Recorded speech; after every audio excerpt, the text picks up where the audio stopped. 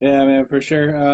Yeah, I'm definitely excited to have you on. I think like you and your whole crew are dope MCs.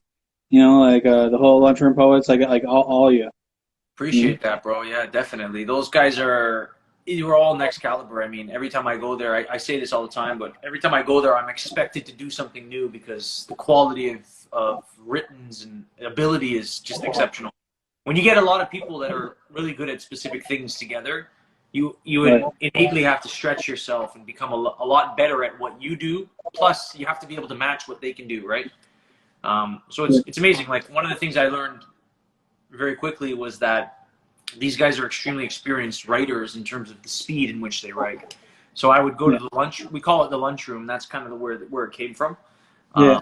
Is we would go there and guys like Stitch, Lotus, B1. These guys were writing on the spot in 20 minutes. Things that were so dense, like packed with punchlines, cadences, flows, and you're like, that's not something I was good at the time. So when I would come there, I'd always be kind of like the last guy, kind of scribbling, trying to get my stuff ready. And that's one of the things I learned. Like, hey, I got to get better at that because sometimes brevity is a good thing to have when it comes to music because you never know what opportunity is going to come across where you need to be able to do something really quickly and just put out the product, right? Because that's the thing about the lunchroom is it's like a cafeteria, right? If you think about it, we're pumping out product as quick as possible because we know that there's an ear for it, there's an audience for it, and the way that music moves nowadays is so quickly. So we just want more, we want more, we want more. So we had to adopt that mentality when we were writing, and that's the first thing I learned was like, damn, I'm not really good at that. Like I would really like have a song for a week and take the train every day and write it like kind of like an 8 Mile thing. But Yeah. I would be writing every day and fixing things and editing things, and there was no room for that. So it actually makes you a bit more confident in what you're doing too. Like, hey, the first thing you write is based on your gut. It's probably a pretty good thing. The rest of it, you're just kind of reiterating and trying to alter, sound better. But at the end of the day, the listener responds to emotion. So I found that to be extremely effective by going to the lunchroom for sure. I'm pretty sure to you guys. Like, I was like, I'm from Brantford, additional side of Hamilton, and Mm-hmm. in Hamilton, they have the High Cats. Oh yeah. Yeah, like them. Like, it reminded me of that because like those guys were a bunch of local guys, all like solo MCs, all doing their thing, and they got together and formed this group.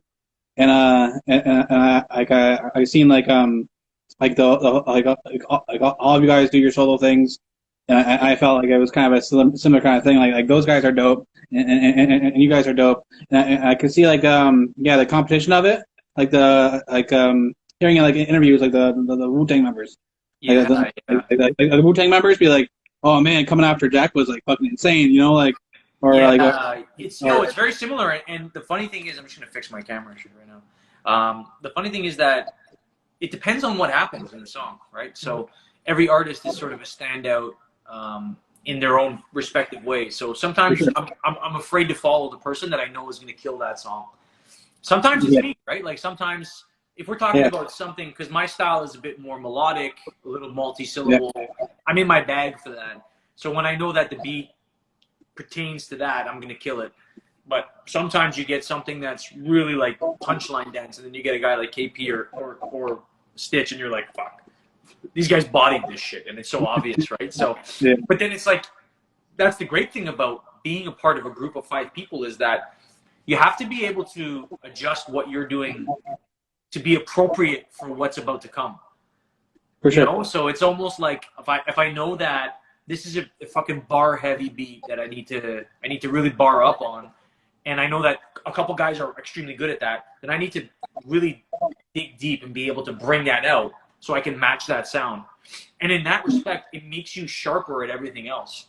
I have become all the artists in the lunchroom have become exponentially better by nature of joining the lunchroom because you just have to be able to adapt to the variables that come along with making different types of songs. And you have to be good, man. You have to be good. That was the criteria for the lunchroom is like you have to be good. Like it's very obvious when you're not good and you're on a song with 4 other guys who are fucking exceptional, right? So it's a testament to being there that I'm there. Like it makes me feel like every day, I'm thankful, B, that I've been doing this for long enough to be able to hold my weight where I can. But second to that, that it's a privilege. It's a privilege to work with these guys, and that you have to sharpen your steel for sure all the time.